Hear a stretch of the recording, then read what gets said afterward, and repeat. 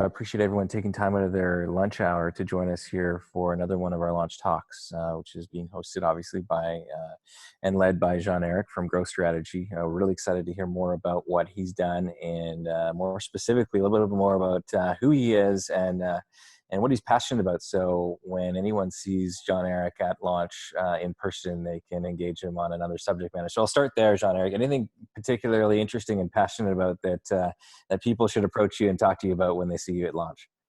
Absolutely. Well, so I'm going to be looking both screens. Just admitted Brad's coming in right away as well.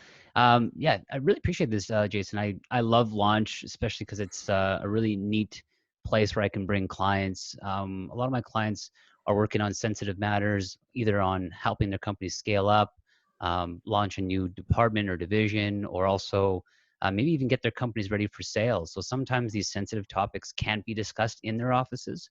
So launch is just perfect for that. Great. I'm a big fan of the personal rooms, the boardrooms, and then of course the 30, 40-foot whiteboard is a personal favorite as well. Yeah, that's a good one in our exchange location. I finally got the opportunity to use it yesterday on a strategy session, so it's great. It's fantastic. And then outside of work, Jean-Eric, what's what's your passion? Are we talking fishing? Are we into beer? Tell us a little bit more of the lighter Yeah, side. I love networking. I am always around. Squash club is a personal favorite of mine. Not a great player, but learning to play the game a lot. I do have a son as well, so when I have him, we're constantly biking, and we live in South Osborne, so trying to find as many trails as we can. Great, perfect. Well, we've got a dynamic group that's joined us here, so I'll let you take it away from here, and you're in charge now.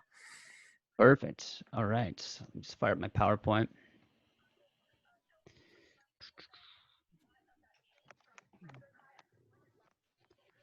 All right, so we're going to try to do this more dynamically. So if you have questions or if things pop up for you throughout, write it in the chat box, or I don't know if you have Q&A available on this one, but chat box, interactive is encouraged.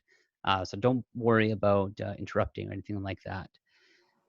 Everyone seeing what I'm sharing? Thumbs up. All right, and Steve and Brad, just so you know, we don't have video, but you're welcome to join in whenever you can. So what we're going to start off today is talking about when your home is damaged by a disaster. If you had the option, would you want to rebuild that to the same home? Or would you perhaps consider something you've always dreamed of in its place? And so right now, we were just talking about it, COVID-19 may still be pummeling some of our businesses, but there does come a time when the storm starts to ebb. And that's when we have this unique opportunity. So without the forces of inertia, the millions of emails, the staff, the nonstop customer requests that are constantly pulling us in one direction, we finally have a moment to stand back and realize, is this really where we want to be?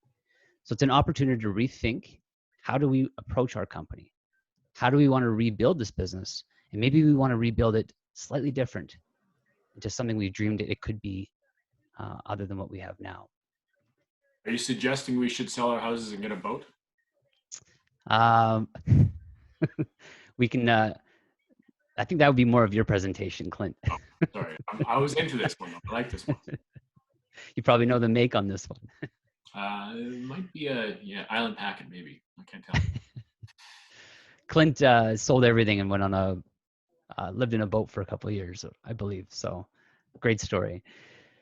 1 year.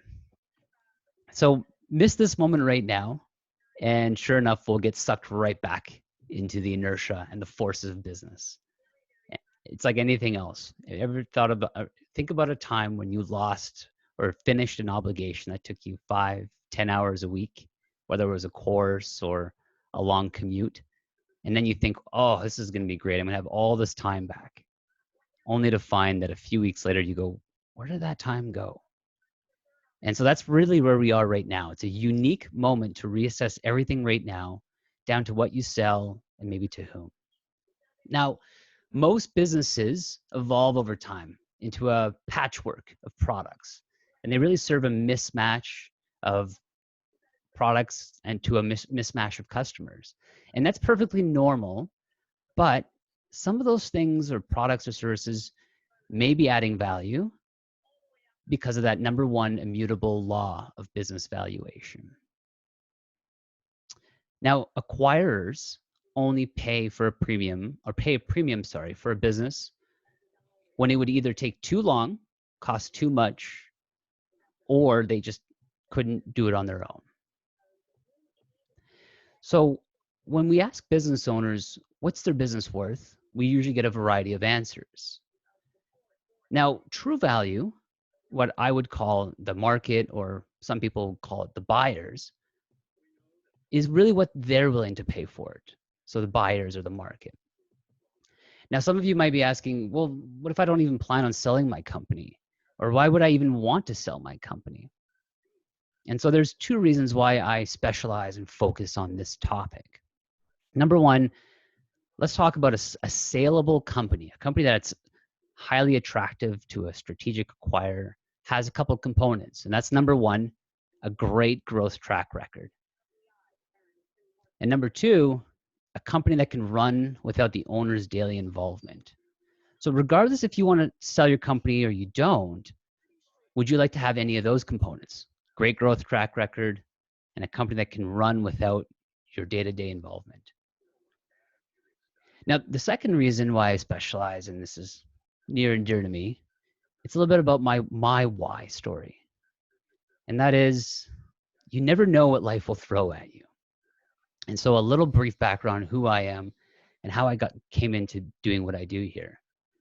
When I was in my mid-20s, I had a goal to be in a position where I could retire by the age of 30 years old. Yes, a little ambitious. And essentially I determined that to be more passive cash flow, more income passively than my monthly expenditures. And I was on track for that, partially because I was pretty frugal at keeping my monthly expenditures down. But I also had an elaborate real estate portfolio. I had 10 rental units. I lived in a beautiful home off the river, nice part of town. I had a beautiful family, 2 nice cars. I was also pretty busy. I had two international companies that I was running over 3 continents.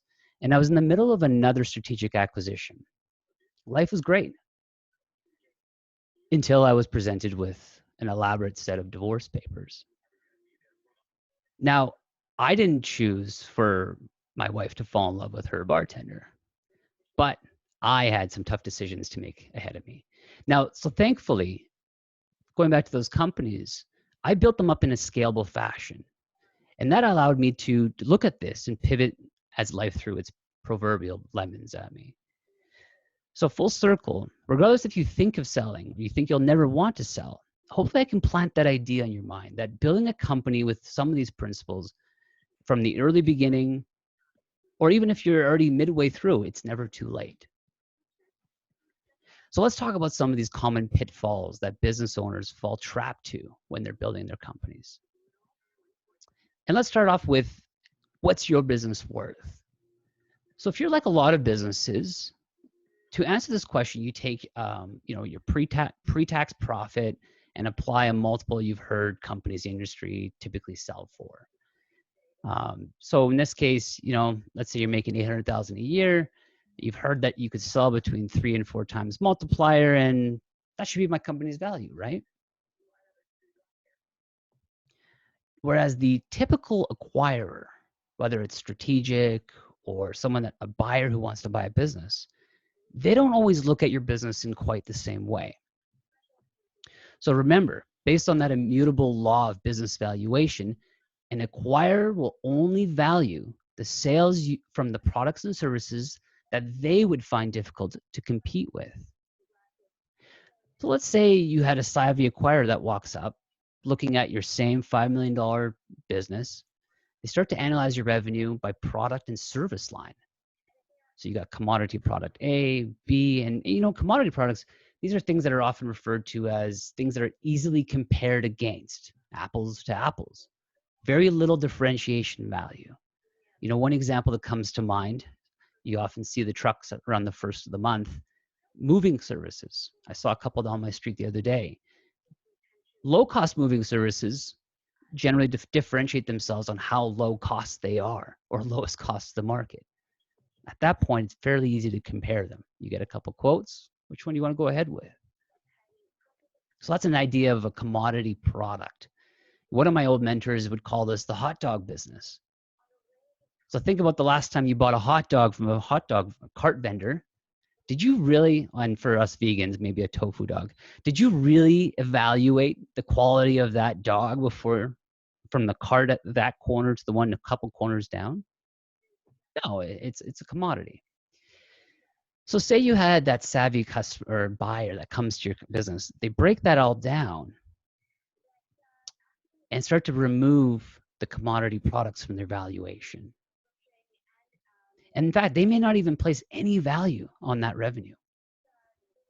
So in this extreme, let's just say hypothetical example, the acquirer sees value in only one product line, but places zero value on the other commodity revenues. And so, of course, this is a little bit extreme. And let's say they wanted to only give you a 2x multiple, given the revenue size, quite a big value difference. Now, of course, this is extreme, and I'm using it just for differentiation purposes. So let's talk about how we can distinguish ourselves.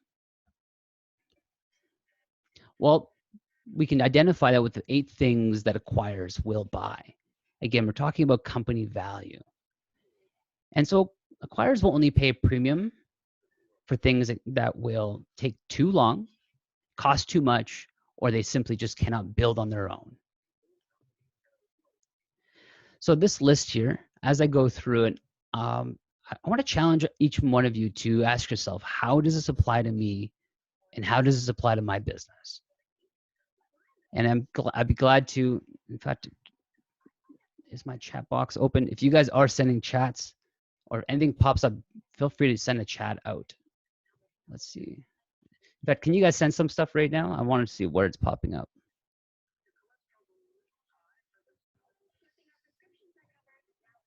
Awesome. I got something from Michelle. That was privately. Hey, Steve. Oh, you're a member of the Squash Club too. Fantastic. All right. Thank you, Jason. So let's go through this list here. And as you see stuff that pops up, go ahead, throw it in there, whether privately or to everyone. If you do it privately, I won't call you out for saying it. How's that? So distribution channels that would be hard to build. A brand that customers are loyal to. When's the last time you guys went specifically looking for a brand at a store? That was me this morning. A customer base that would take time to earn. Strategic location. Proprietary technology that would be difficult to imitate. Now, this doesn't have to just be trademarks. This could be your methodology of doing things. It could be your elaborate systems that you've built in-house, whether it's IT, or maybe it's just your unique way of approaching something. One of my companies, we would approach industrial sites and clean it up in 1 to 2 days, compared to our competitors that would take 1 to 2 months. So that was really no trademark there, but we had proprietary technology by combining certain pieces of equipment. That gave us a huge competitive edge that ultimately did lead to an acquisition. Employees were hard to recruit. Love them or hate them. They can be invaluable when they're the right fit. A differentiated product or service.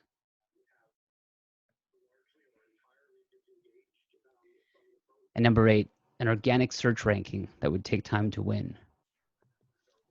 And if you're interested more in that, shout out to Daniel Moskovich. He's also a member at Launch.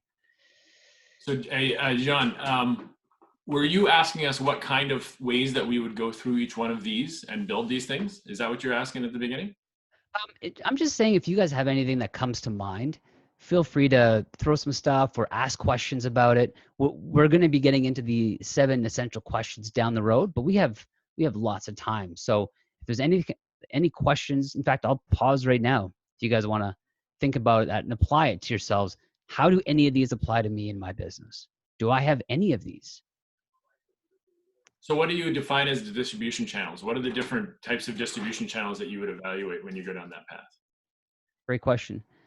So, for example, one company that I consulted for, they were the fourth fastest growing company in Canada in 2018. They had access, they're in the freight and logistics industry, and they had access to these rail contracts that you could not get otherwise because of the volume, the sheer volume. They ultimately got acquired by a company out in Montreal because that company, even though they were 4 times the size, did not have access to that distribution channel that allowed them access to all these small rural prairie towns in Manitoba, Saskatchewan. So that's one example. Another example, or what do you think, Clint? Anything that would apply to you? Well, I try to figure out how to, like, we're building a business here too, right? So do I have a brand that customers are loyal to? Well, I mean, I bought a brand, I have my own, but I'm building that loyalty on my own. So my brand becomes myself, and how do I transmit, how do I avoid the trap of making my business all about me is one of my concerns. So I don't want myself to be the only brand. I have to figure out how to differentiate with those other brands, right? I mean, our Because you're so customer base, likable too. our customer bases that are taking time to earn, I mean, they just take a long time to earn. So when we're looking at these things, I mean, we want to look, I totally agree with these things. And I'm just wondering, how do we make sure that we apply this to us as we're starting our businesses and know that we've got something strategically defined as to what to do on each point? Great question. So I think with a lot of things, awareness is generally half the solution. And so how many times have you thought about these things? And I'll ask this to even for myself when I was building my company, because reality was it's often just putting out fires, making sure my staff are in the right place, in the right seats of the bus, or maybe even getting them off the bus, making sure my customers are happy, acquiring the next customer. Are we really thinking about these things strategically on a regular basis? I know daily it wasn't something for me. Until I would hire the proper mentors or advisors that would pull me outside of my company. And of course, I needed the right systems so the company could run without me. So I could afford a little bit of breathing room and go, oh, right, good point. I haven't even thought about that for a while. So that's awareness is generally the first step. Is there anyone in particular that you wanted to focus on? Not necessarily. I think it's just about, I think you're right about, you just have to know where your value is going to be built and be aware of each of the questions at a time. So something I might not have, I mean, a strategic location, it might not be relevant to my business because maybe that's not the way it works. It could be. But maybe I'll focus more on, employees that are hard to recruit and make sure that I build up skills in them in order to kind of move things forward and build the business, right? So knowing which pieces of the puzzle that I want to build on, I think it's a good list to kind of consider which pieces are you going to build on. Absolutely. And I would encourage you to check out points number 1 to 3 for your business in particular. Those are things that I think you can control the most. Yeah. Let me just check one more thing. So when I share my screen, I miss out on the waiting room. Thanks for that message, Jason. So I'm just letting Wayne in. Hey, Wayne, thanks for joining in. Sorry about the wait there in the waiting room. All right. Before we move ahead, let me just call out on you guys. Steve, any thoughts on these? Brad, Michelle.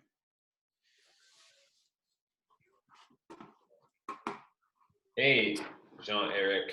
I will present some thoughts here. This is interesting because I'm quite new to the business world within the last couple of years, and I've always kind of wondered what the exit strategy is, right? I think my business partners, 2 of the business partners and I have an idea of where we want to be in 5-10 years and where we want to get to and what we want to move on to next. So this is kind of helping me realize what I can work towards and how my exit strategy can be built to move on to something different. So I was interested when you're talking about your connection there with the freight logistics company that you've been working with. That's my industry that I work in, international small parcels and freight services. And, that 2.5 or to 3 times of your, gross margin value is what your company value would be. But I'm kind of thinking a little bit differently. And I would like to connect with you offline to have a little bit more of a conversation in regards to, your expertise in providing some value for resale for your business in the future. Great. Yeah, absolutely. Absolutely. Thanks for sharing. Brad, I don't know if you're there. Love to hear from you, but we can, if you're still figuring out your mic and camera, we'll move ahead and feel free to jump in. So let's go through an example that I have here to showcase some of these ideas. And this gentleman here, his name is Damian James. Now, Damian, for example, had a company called Dimple. And Dimple had mobile podiatry clinics set up in retirement homes all across Australia. They were acquired by a company named Zenitas. Now, Zenitas also offered medical services, things like optometry through retirement homes. Now, Dimple was a distribution channel and a brand that allowed these companies to connect.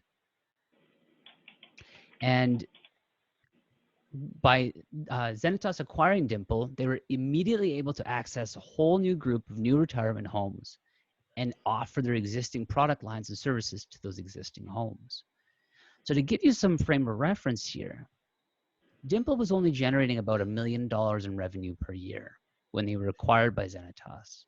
And Zenitas paid $13.4 million for this company. So just to reiterate, Dimple was only generating $11 million in sales, and yet were acquired for $13.4. Because Zenitas was able to add a differentiated new service to its existing channels, trust of brand into these retirement homes, Zenitas had a whole brand new network of retirement homes to go and distribute their legacy services throughout.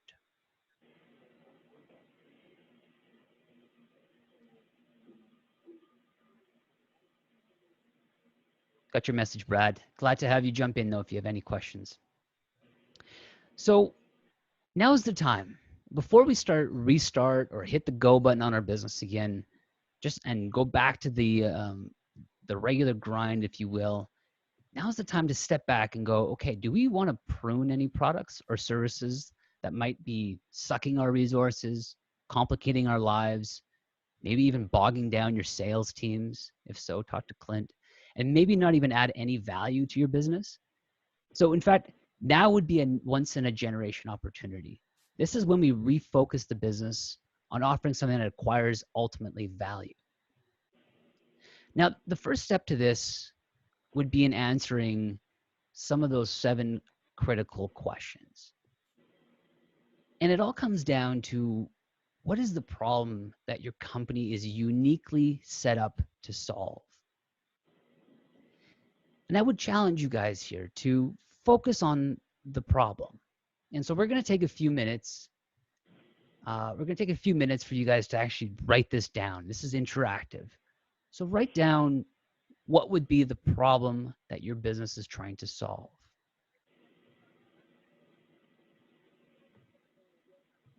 And what I'm going to do too is share some thoughts around what the problem is. Often when I work through this exercise with some of my clients, they start to focus on the solution. They start to focus on the ideal customer. And I challenge you not to focus on that yet. Right now, and if you're tuning back in, the question is, what problem is your business trying to solve?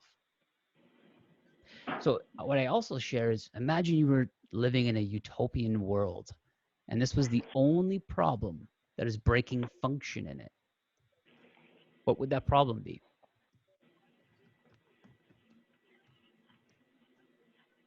So did you want to have a chat about that, John? Or do you want to just, yeah? So let's just wait. Actually, you know what? Go ahead. Let's do it. And if anybody else, continue working. And if you have any questions, let's do it. So Clint, go ahead. You know, I know the business problem I'm trying to solve is, you know, ultimately it always has some impact on the bottom line. So if I talk solely about the business problem that I'm trying to solve, it's the bottom line. But the real problem that I feel that I get to help people with is, you know, the frustrations on when things don't go the way they want to, the amount of time that they waste doing things that are not effective for them to do. It's not even fully related to the profitability about the company. It's really about, like, how is our culture enabling each other to work? So the problem has bottom line impacts, but the real problems that I'm trying to solve is, well, people are people and we tend to behave in a very similar way. So we have to figure out how to differentiate ourselves as we go forward. And if you're not differentiated, then you're just the same as the next guy. Mm-hmm. So how would you specify your problem then? How would I specify my problem? Mm-hmm. I mean, I guess I'll relate to how I would try to do a cold call with somebody, and I say, you know, we tend to work with people that are successful, but they see some cracks in how things are evolving. Sometimes that means that when they get into their sales meeting, they're not sure that everybody has a consistent way of sharing where they're at with each opportunity, and then they're randomly saying, I'll close this week, and everything keeps getting pushed forward. You know, sometimes it's about frustration. You don't know if the sales leader you have there is really working on enabling people versus just creating more learned helplessness, and have you given them the tools to be more successful? So my problem is, the problem I'm working on is it's about people and how our behavior as salespeople impacts our bottom line revenue. So my goal is, well, what things do you want to measure? And we'll figure out how to make sure that we accomplish that. So what I'm hearing is something along the lines of helping the productivity towards driving more sales. Yeah, we certainly drive sales. That's the end goal. Hey, Jean. Yes. I would like to add in onto this. The problem that we have out there in the world is that I'll preempt this by saying that people reach out to others in business when they need help immediately in this world of immediate gratification. And the problem is, when they need help, they can't get it. So whether you're in the industry of freight or sales management or credit cards or whatever it might be, and especially at the moment, like if you're calling CRA or something like that, you can't get through. And the wait times and the lead times on things that you need assistance with that you cannot get done on your own or online are absurd. MPI is another great one. Getting through on the phone. For me, it's customers who need to get through to a carrier like FedEx, UPS, DHL, Day & Ross. You're waiting on hold forever. My phone is always available. That's the problem that I want to solve. When someone needs some help with something that they can't get elsewhere, I want to be available for them in their freight services so that they can call my phone, my cell phone, to deal with that issue when they need it in a time-sensitive manner. Because everybody can relate to that it is so frustrating when you have a problem and you can't get in touch with someone, because email is not for immediate attention. Instant messaging or whatnot's not for immediate attention. The only immediate way for communication when it's necessary is phone, because you're not going to get a response back. So that is the problem that I want to solve. And so it does, yeah. So what's your response? I'm going to just quickly put, I think it's Wayne 7550. I'm going to put you on mute, but feel free to, I think you can unmute yourself as well by hitting a command. I'm just going to mute you for now. We're getting a bit of background noise. Steve, I think that's good. You're moving, it's very good. You're moving in the right direction. Now, the problem is the result of, or is the thing that's causing them to have or need that speedy customer service. So I'll challenge you to maybe dig in a little deeper, not in the chow mein, but in the problem. And no, it's all good. I'm just teasing you. And No, it's all good. in dig into, okay, well, what's the problem that requires them to have speedy, efficient customer service? Is it because they need that assurance? Is it because they have a time-sensitive parcel? Is it because, so better defining that problem will help you. Yeah, of course, I would say just in regards to the fact that a lot of the work that I do is time sensitive in regards to transit times, and there's systems built in order to make that simpler, but they're not always effective. So the real problem is that the issues are time sensitive because there are projects that are relying on products that are being in places at a certain time. And you can't get the answers that you necessarily need. Now, obviously in our industry, it's just a lot of people calling people to yell at them because their shipment is not there when they said it was going to, because they don't really understand the industry. But that's my job, to deal with that and allow people to understand what the world's going through and moving product at the moment. So it sounds like reassurance, get it done. These are things that I'm hearing. And so I'll leave that with you and kind of let that percolate a bit. Now, Connie, I know you have a business. Do you want to speak to that on the next slide? Or are you still in? I can speak now, or I can speak to this. Is this question specifically for what's happening now, or just in general?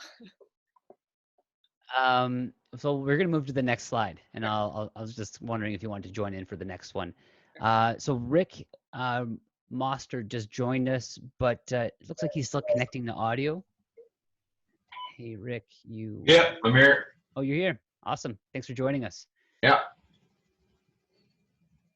So we're going to jump into question number 2, and this is all related to rebuilding your vision. We're talking about before we hit go again on our companies, do we want to have everything come back? And it's important to have that clarity on what's the most important things.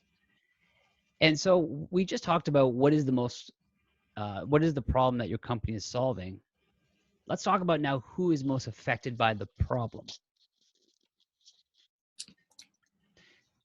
And so this is often defining the ideal customer for whom the problem is felt most acutely, most intensely. Do you want to jump in there, Jean-Eric? So Launch, as most of you all know, is that we offer sort of, just like Steve deals with on-time delivery and just-in-time services, we deal in just-in-time office space. And now more than ever, when people are at home dealing with the chaos that comes with the home, whether it's kids or the distractions of the refrigerator or a lack of ability to collaborate with your peers, we're finally in a very strong position to showcase that solution. And specifically business owners who once had, a large amount of square feet to house their employees have just discovered that maybe we can do things differently. We can work efficiently remotely, but there still is a vast need to maintain a culture. And where do we maintain that culture? And I believe that Launch is the choice for many. The greatest world experiment, as they call it.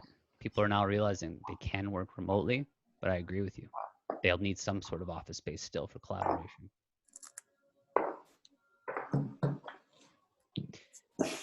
Rick, thanks for joining us. Did you want to share a little bit about your company background? And right now we're talking about what problem does your company solve and who is most affected by that problem that you help solve?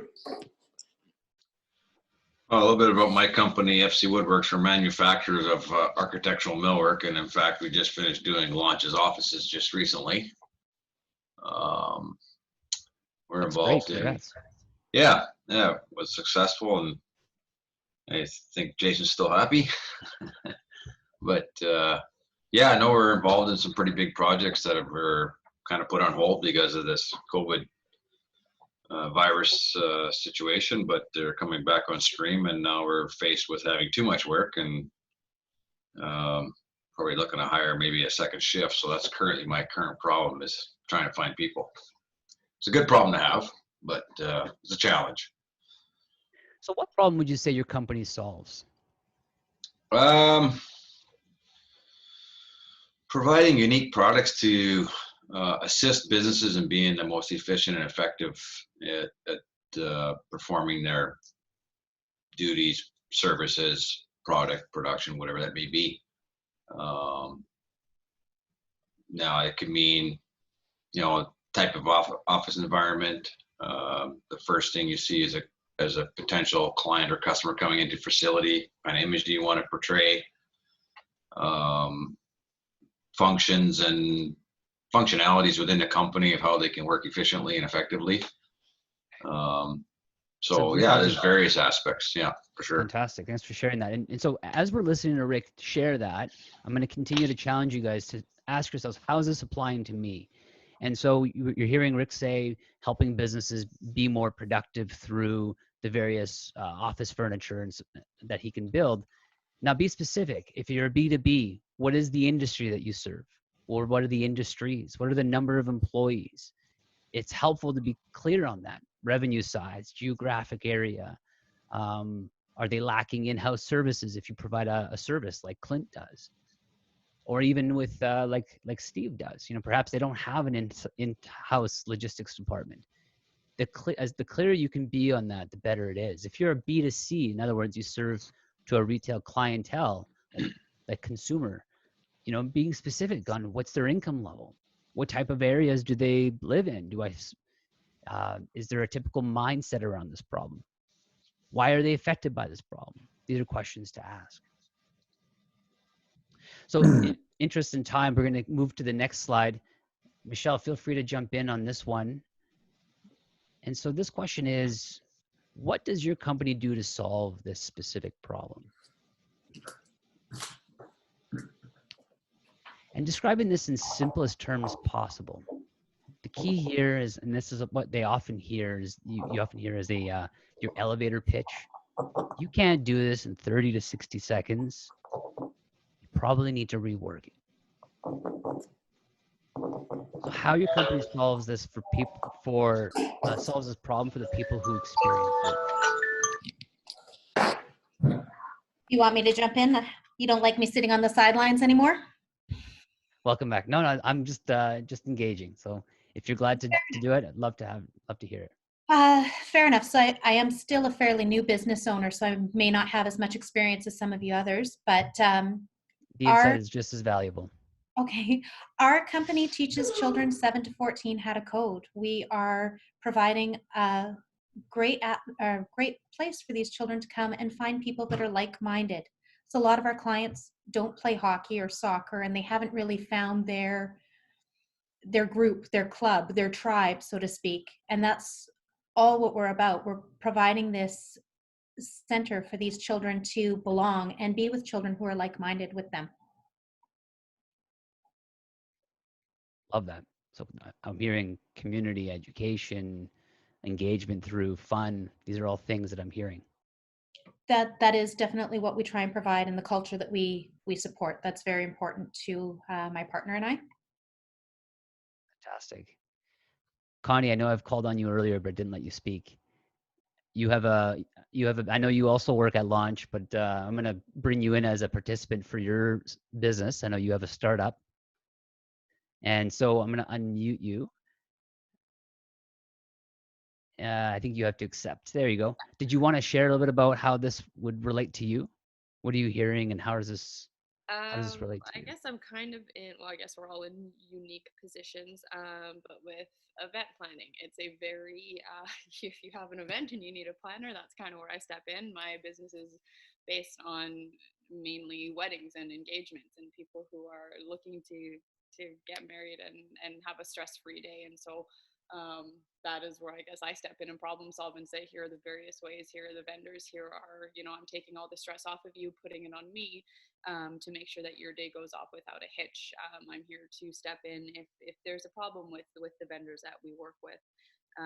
So it's a lot of referral base, and especially right now, it's hit the industry quite hard because another thing is social gatherings. That is 99.9% of any event that I would do. So Funny, and so I appreciate you sharing the background. So the problem that you solve is organizing an event. I guess if you consider it a problem, if anything, it takes the stress off of someone having to go out and talk to a venue. And so it's essentially, yeah, organizing your day and cutting through the BS of what people may try to sell you and what they'll try to steal your money for. Okay. And so listing the things that your company does to solve, this is a good exercise to write them all down. What are all the things that I do to solve the problem or problems that I solve? Because the next question is going to be even more important on distilling the most important ones from this list. And so, Connie, let's keep that train of thought going with the next one. So what gives you an enduring competitive advantage? I've go been in ahead. the industry for 5 years, so I've seen the in and outs of majority of pretty much anything that you need for an event. So I can cut right through and say, this is, if they have a budget they're working with, I can cut right through and say, here are the following guys that you're going to want to go with, who you're going to, they're not going to try to screw you over. This is where it's coming in for your price point. So I guess experience and being in the industry for as long as I have been kind of gives me the edge on others. Okay. And so as you're listening to this and asking yourself, how does this apply to me? I want to also remind you on a few things. So in other words, this would be asking the same question as, what gives you an unfair advantage in this field? And I'll also want to remind you that there are things that are features, but they're not edges. They're not advantages. And so as I spoke to earlier about the low cost moving companies that pride themselves on being the lowest cost, that's not an enduring advantage for a whole bunch of obvious reasons. I mean, that's just a race to the bottom until someone goes out of business. That's not an enduring advantage. But so price altogether is a feature. Obviously, you don't want to be the most expensive, or maybe you do, depending on your industry. But you do want to be value driven. So price is not an enduring advantage. Another thing, I often hear this, being nicer, being friendlier, being, the best customer service, that's a feature. That's not an enduring advantage. So as you're looking at the things that you offer, of course you want that. You're not happy your customers probably don't want to deal with you, or even employees or vendors, but again, not an enduring advantage. Being the first or being the longest in a market, you often see this in business since whatever, my great-grandfather, is not an enduring advantage. In fact, a small hint, a lot of your customers don't really care about that. I know it's hard to hear that, and your grandfather's probably rolling in his grave. But maybe conveying, why are you telling us that? Connie just spoke to that experience component. So being specific, what does that experience lead? And you don't have to share it right now, but as you're listening to this, what does that experience convey for the customer? How does that help them solve what they need to have solved? Yeah, no, I'd have to agree with you 100%, John Eric, because what you're talking about here is not talking to how you do something that's easily copyable, rather talking to what the actual issues are that you're solving. So I appreciate your line of questioning, because you come to the end conclusion and you're 100% right. People love to do that. Hey, yeah, we've been around for, we've done sales training for the last 45 years and millions of people, but that's the worst thing that I can start my sentences with. It doesn't matter to people. It's about you. That's right. Yeah. Thanks for sharing that. Yeah, I think with couples, like especially when it comes to that, I always take the approach of, what are you hoping to get, and how can I provide that, and how can I make that better? And it's building that trust for me with my couples, so that they don't have to question anything through the process that I'm doing, and that they know I have their back regardless of the situation. Love it. So the next question is, what does the world look like when you solve the problem? And so often I hear Actually, before I say that, so developing on that question, as you look out into the future, how is the world going to look like when you solve that problem that you're constantly embarking on resolving? And often I hear statements that encompass a lot of feelings. So they feel happy, they feel relieved, they feel, and I would challenge you to look further beyond that, because the feelings are, those are important, of course, but what's the result that's causing that? And so I'm challenging you to be clear. So having clarity, maybe a target achieved. So Rick, perhaps if you're doing office renovations for places, maybe that's, not only is it more functional, but functional in the sense of collaboration can improve by X percentage, if that's even a thing. Or maybe it's even, we finish these projects on time and we're clear with our delivery points and whatnot. And I don't know if that was the case with launch, and I'm not trying to poke the bear there. I It would, looks great. I'll speak to Launch's viewpoint is that I think, what that looks like is freedom. I want every member to walk through the door feeling as though they've got freedom to, not only collaborate when they want to, have focus time when they want to, but also build out ideas when they want to. And that's, I think, where I'm trying to take launch. Yeah, and what a better audience, because all us entrepreneurs want the freedom. All right, so interest of time, we have about 5 minutes from the top. I think we have a couple more questions. So I don't want to rush, but we'll move ahead here. Now, the next question is, how do you know when you've solved the problem? So in other words, what's your mission? And this is something that has to be quantifiable, something that's objective. Again, moving away from just the feelings. What's causing those feelings? What's a yardstick that you know when your mission is complete?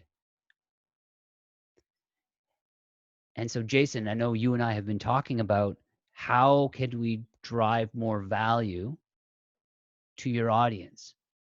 Because I think you nailed it when you say freedom, because I think that's something that most business owners dream of when they start their company. They have the ultimate freedom. They're their own boss. And so let me ask you, Jason, how would you know when you solve that problem?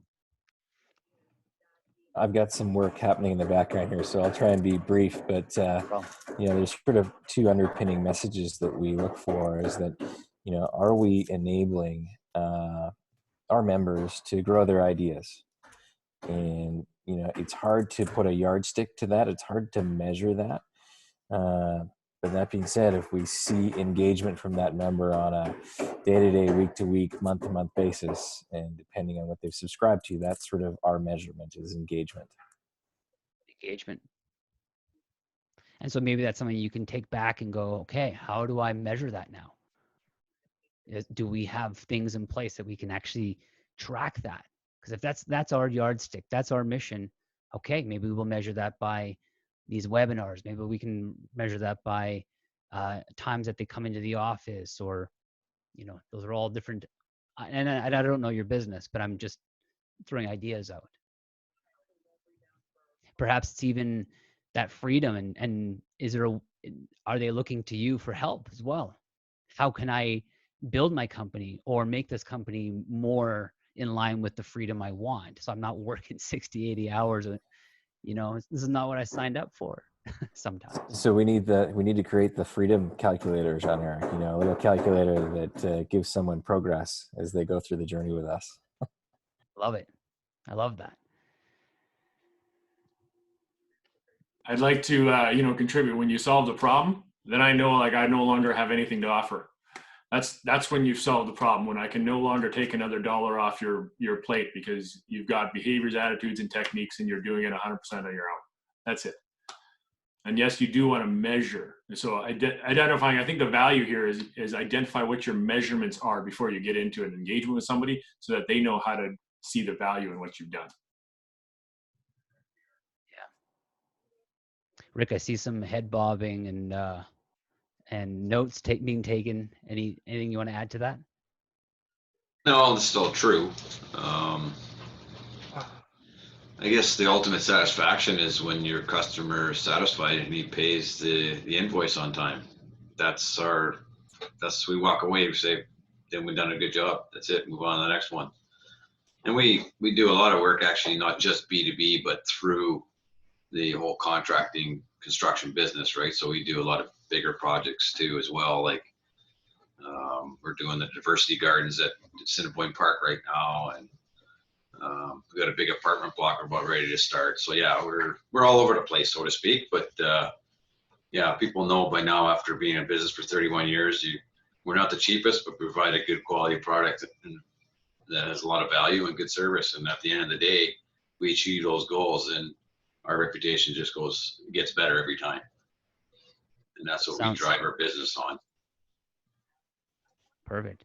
And so I don't know if there's a way to further quantify that quality aspect, but it sounds like because of your experience, you're probably on time with delivery, on budget as quoted, things that go along with that. Again, I don't know your business, but being clear with that. Last question. Now we got 1 minute before the top of the hour. If you need to drop off, that's fine. If you do need to drop off right away and reach out to me, you can reach me at GrowthStrategy.ca.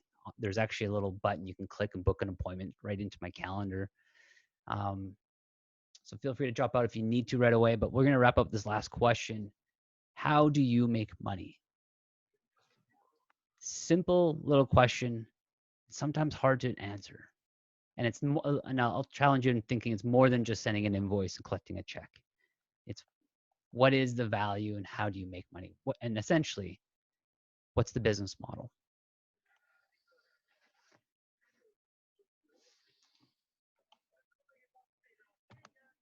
So what kind of good answers are here, Jean-Eric? How will you make money? Well, I'm going to make money when someone doesn't really question the value of the invoice that I send to them, and it isn't a question whether they're going to pay it or not. They're just going to be so satisfied with what's happened. That's when I know I've made money. Not necessarily just getting paid. I want to know that they're satisfied. Yes. Yeah. So that's about, quality of service, quality and delivery, meeting expectations. Now, if we were to step back and ask for the business model, in this sense, Clint, your business model is a service-based business, from what I'm understanding. But I also think, and correct me if I'm wrong, I think there's an element in your business where you're also selling a little bit of a system as well. So even when you're not there, you're still providing value. So that's an additional revenue stream of your model, of your business model. Yeah. Are you saying how you make money? Are you defining the different revenue streams that you had? Which ones are recurring? Which are one time? Is that kind of where you're going to? Yes, that's part of it. Okay. Yeah. How do you create a recurring client database to make sure that you continue to have security so that when things do go sour, like we just had, that you're not out on the street, right? Exactly.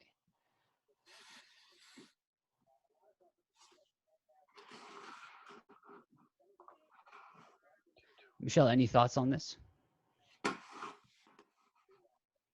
You totally busted me answering an email. Oh, didn't mean to. I thought you were writing notes. No, I was answering an email. So our company makes money because we're a subscription-based model. So a happy client coming back month after month is what we need to do. But it's not just about the happy client. We want to make sure that we're building these children up and making them feel good about themselves and that they belong. The community that I talk to and the culture is so important for our business in order for us to make money. That's great. Thanks for sharing. Okay, so I don't want to keep you guys past the hour. Essentially, what I wanted to share is all these questions that I've gone through. Are things that we use here at the Value Builder System. So Value Builder is a company where I serve as a certified value builder. And this whole process that we've gone through, we have exercises that we go for each type of question, each of those questions to further develop with your companies one-on-one. And so the problem that we see is that a lot of smaller companies are getting cheated the time it takes to actually spend, or number one, have the awareness, but number two, take the time to really focus on what the important pillars are for working on their company. So like we started this webinar with is whether you actually want to sell next year, 10 years from now, or maybe you don't even want to sell, just knowing that you could sell when you're ready is the value in terms of identifying where am I building the proper value. So this system here with Value Builder is grounded in data. They've analyzed over 55,000 companies in North America. The founder has written a couple of best-selling books all about building company value. And essentially the vision here is to level the playing field. As Jason had said, we're in business for freedom. And as we build this company value, and as we have a company that is saleable, essentially we are building the premium of our life's work, which is our company. So if you are interested in learning a little bit more about either building your company value, or I have a chapter, a complimentary chapter. It's like an implementation work guide on things that you can look further into for what creates a saleable asset. Go ahead and type in the word value in the chat box. And if you can also include your email, I could probably just get it through Jason. Better yet, just type value. Jason and I will coordinate that. I'll send you a copy of that free complimentary chapter. It's from the book called Built to Sell. I'm also going to be running another live 3-hour masterclass. Yeah, 3-hour masterclass with a couple of my colleagues in the next few weeks. So if you're interested in learning more, the class is going to be called Earn Twice as Much with Half the Stress. Type in masterclass in here as well, and I'll be glad to send you an email with the date. That's going to be in a couple weeks, maybe even sooner. And I think, yeah, so the last thing here is an offer exclusively for the launch members, and that is a program. So these are some of the programs that I do offer. Is it coming up? Yes, it is. So I offer a virtual mastermind. Sorry, I'm getting some weird pop-ups. I'm getting a virtual mastermind where I do every 2 weeks, we do a strategy session working on the company, making sure that A, you have the time, and B, we're building a saleable asset. There's a lot of information here, and I don't want to run through it all. You can all read it. I do one-on-one as well, which I'm getting a little full for, but that's still available. And the last thing I also offer is doing a one-time assessment of what your company is worth. Now, as a favor to Jason, he twisted my arm a little bit. I'm doing an exclusive offer just for launch members. So if you are interested in any of this, I have to limit the virtual mastermind to 8 people, 1 group at this price. And of course, everything I do here is 100% satisfaction guaranteed. If you don't think the value is there, no questions asked, I'll just refund it. At the end of the day, we're here to educate and build value. If you have any questions, feel free you can either screenshot this or reach out to me. If you go to GrowthStrategy.ca, you'll see on my website, you have at the top right, the ability to book a call. And that's it. Any questions before we sign off? We only went 6 minutes over, so pretty good. Jean-Eric, quick question. Is there a time limit on your special offer to our members? Just, we will post this to YouTube, and I want to make sure that that's clear there. Yeah, so like to get this started by June 1st. Businesses are getting started right away, and we want to make sure we're on ahead of the curve. Great. Any other questions from any of our other attendees out there before I wrap things up? Not seeing any hands. Well, John Eric, we really appreciate you spending the time with us today and leading us through this talk of building value for individual businesses. And appreciate that you've got all of your contact information there so that our members can contact you at their leisure or sign up for the great offer that you've just presented them. If there's nothing else that anyone would like to share or talk about, that will conclude our talk for today.